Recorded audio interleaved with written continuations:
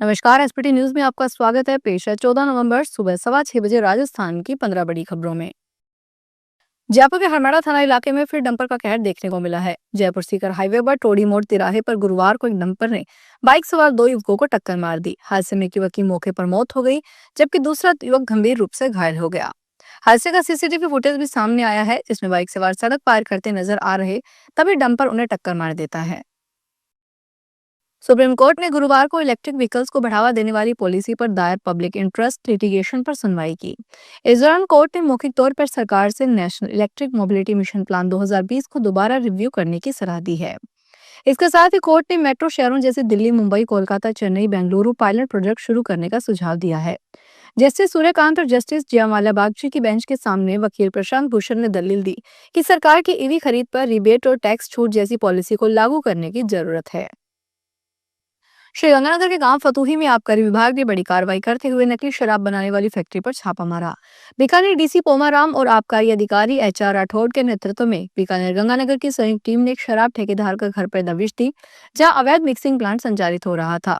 Team को मौके से शराब बनाने की मशीन, अंग्रेजी शराब की खाली बोतलें, ढक्कन और बड़ी मात्रा में सामग्री मिली। फैक्ट्री को सील कर दिया गया है और जांच जारी है। आबकारी टीम ने कहा कि यह कार्रवाई नकली शराब नेटवर्क पर एक और बड़ी चोट है और आगे भी ऐसे अभियान जारी रहेंगे। बीकानेर में गुरुवार को किसान और पुलिसकर्मी आमने सामने हो गए। गुस्साए किसानों ने पुलिसकर्मियों पर पथराव शुरू कर दिया।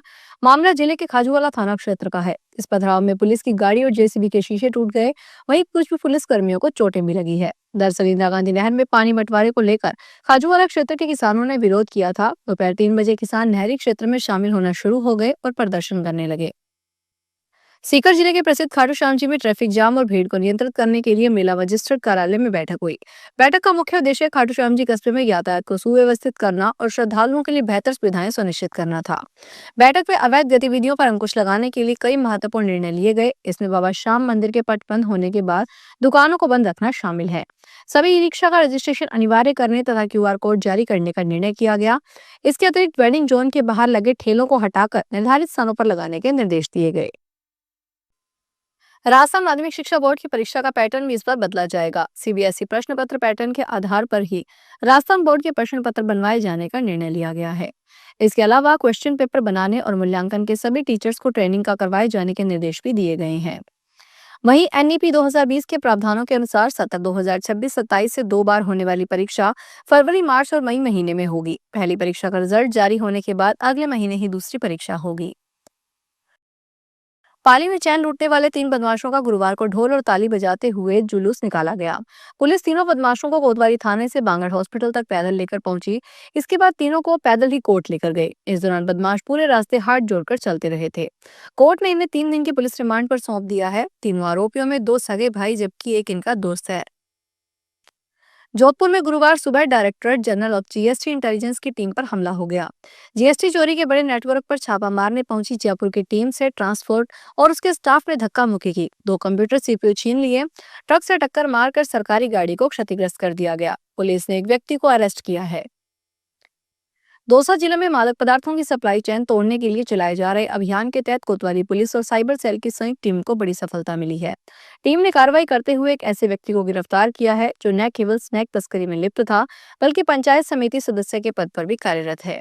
जानकारी के अनुसार पुलिस ने नांगल राजावतान पंचायत समिति सदस्य राम भजन मीना पुत्र लोहड़ी राम मीना निवासी हापावास थाना पापड़दा को गिरफ्तार किया है। दौसा जिले के मेहमा उपखंड के बालाहेड़ी स्थित बैंक ऑफ बड़ौदा की शाखा से फर्जी कागजात के आधार पर करोड़ों रुपए के लोन लेने का मामला सामने आया है। इस संबंध में बैंक मैनेजर ने 32 लोगों के खिलाफ अलग अलग मामले में दर्ज करवाए हैं। पुलिस ने बताया लगभग 32 लोगों ने फर्जी जमाबंदी का उपयोग करके करीब 1 करोड़ 10 लाख रुपए के लोन लिए। इन लोगों पर आरोप है कि उन्होंने तत्कालीन बैंक अधिकारियों की मिलीभगत से अपनी जमीनों के जाली कागजात देकर लोन स्वीकृत करवाए थे। यह धोखाधड़ी 2009 से 2011 के बीच हुई थी। राजस्थान की उप मुख्यमंत्री एवं पर्यटन और कला और संस्कृति मंत्री दिया कुमारी ने राजस्थान की पहचान उसकी रंग बिरंगी संस्कृति, समृद्ध परंपराओं और जीवंत लोक नृत्यों तथा लोक भावनाओं में बसना बताया है और कहा है कि घूमर फेस्टिवल 2025 राजस्थान की आत्मा का उत्सव बनकर उभरेगा। दिया कुमारी ने गुरुवार को यहाँ घूमर फेस्टिवल 2025 के पोस्टर विमोचन और प्रेस कॉन्फ्रेंस में यह बात कही। उन्होंने कहा कि घूमर केवल एक नृत्य नहीं बल्कि राजस्थान की आत्मा है। यह नृत्य हमारे प्रदेश की गौरवशाली कला, संस्कृति और नारी शक्ति के उमंग और उत्साह की लय तालबद्ध लोक अभिव्यक्ति है।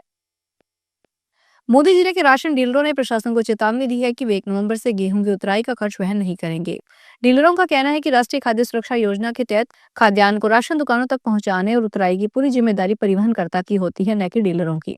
इस संबंध में डीलरों ने प्रशासन को ज्ञापन सौंपकर अपनी आपत्ति दर्ज करवाई है।